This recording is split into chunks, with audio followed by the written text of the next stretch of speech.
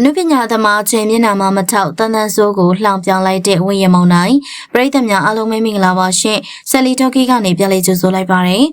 အနုပညာလောကထဲမှာဝါရင်သူဝါငယ်သူဆိုတဲ့စီနီယာဆက်ဆံရေးဟာအတော်လေးကိုအရေးပါတဲ့ကဏ္ဍတစ်ခုပဲဖြစ်ပါတယ်ယနေ့ခေတ်လိုကြီးသူငယ်သူတန်းတူဆက်ဆံတဲ့ဆက်ဆံရေးခေတ်ကြီးထဲမှာအကြီးကိုအကြီးလိုမဆက်ဆံပဲယဉ်ကျေးမှုနဲ့ကွဲထွက်နေတဲ့ဖြစ်စဉ်တွေများစွာရှိကြပါတယ်ဒါပေမဲ့အနုပညာသမားတွေကတော့အခုလိုအပြုတ်မှုကိုရှောင်ကျဉ်ရမှာပဲဖြစ်ပါတယ်။ဒါပေမဲ့မင်းသမီးဝင်းရမုံနိုင်ကတော့သူ့ထက်အသက်လေးကြီးပြီးတော့အနုပညာလောကမှာလည်းဝါကြီးတဲ့စီနီယာမင်းသမီးကြီးတန်တန်ဆိုးကိုလှောင်ပြောင်းလိုက်တာဖြစ်ပါတယ်။တန်တန်ဆိုးဟာအခုနောက်ပိုင်းမှာအသက်အရွယ်ကြီးမြင့်လာတဲ့အတွက်ရခင်တက်ပို့ပြီးတော့စိတ်အတက်ကြတွေကိုပရိသတ်တွေနဲ့မီဒီယာတွေရှေ့မှာဖော်ပြလာခဲ့ပါတယ်။အသက်လေးကြီးတယ်လို့ပြည့်စည်နေတဲ့အနုပညာလောကအတွက်လည်းစိတ်မကောင်းတဲ့အတွက်အခန်းစားချက်တွေကိုမျိုးသိမ့်မထားတော့ဘဲနဲ့တခါတရံမှာဖွင့်ချပြတတ်တာဖြစ်ပါတယ်။အသက်ကြီးမှအခြေရေးမှလည်းဝေဖန်မှုတွေများစွာရပြီးတော့ကြာချိန်ကိုရောက်နေပြီဖြစ်တဲ့သူမကိုသူမသိရကြောင်းမာနနဲ့ရက်တည်နေတဲ့သူမရဲ့ပုံစံကအတော်လေးကိုသနာဖို့ကောင်းပါတယ်။ကျမရဲ့အနေနဲ့နှလုံးအားနေတဲ့သူဖြစ်တာကြောင့်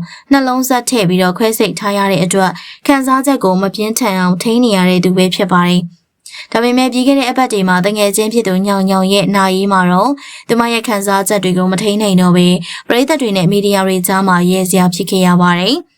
ညောင်ညောင်ရဲ့နာရီမှာအမြပေးဝေဖို့အတွက်သတင်းသမားတွေကိုပါဟောက်စားလုပ်ပြီးတော့တာရုခေါ်ခိုင်းခဲ့တဲ့ဗီဒီယိုက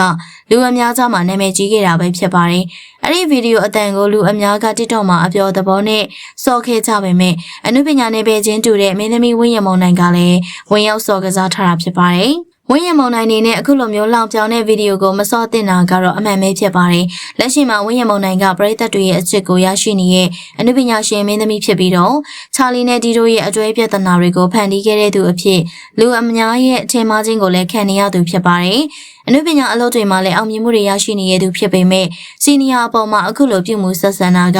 မလုပ်သင့်တဲ့အရာတစ်ခုပဲဖြစ်ပါတယ်။တန်တန်ဆိုးကလည်းတစ်ချိန်ကအောင်မြင်မှုတွေများစွာရရှိခဲ့တဲ့မင်းသမီးကြီးတစ်ယောက်ပါသူမထက်သာတဲ့အောင်မြင်မှုတွေနဲ့အရေးချင်းရှိတဲ့အနုပညာလှူရှားမှုတွေများစွာမှာပါဝင်ခဲ့တဲ့သူတစ်ယောက်ဖြစ်တဲ့အတွက်အလုပ်တူတွဲမလုပ်ဖြစ်ရင်တောင်မှအနေပဲတူလုပ်ဖို့ကင်ဖက်ဖြစ်လို့လေးစားမှုရှိရမှာကတော့အမှန်ပါပဲလောင်ပြောင်တဲ့အတန်ဖိုင်မှန်းတီးလျက်နဲ့အခုလိုပြုလုပ်တာကသူမရဲ့ပုံရိပ်ကိုတမင်ဖြတ်စည်းသလိုဖြစ်ပြီးတော့ပရိသတ်တွေရဲ့မျက်မှောင်ကြိုးခြင်းကိုခံရမှာလည်းဖြစ်ပါတယ်ပရိသတ်တွေကလည်းဝင်းရမုံနိုင်ရဲ့လုပ်ရက်ဒီပေါ်မှာစီနီယာမင်းသမီးတယောက်ပေါ်မှာအခုလိုမပြုလုပ်သင့်ကြောင်းဝေဖန်နေကြတာဖြစ်ပါတယ်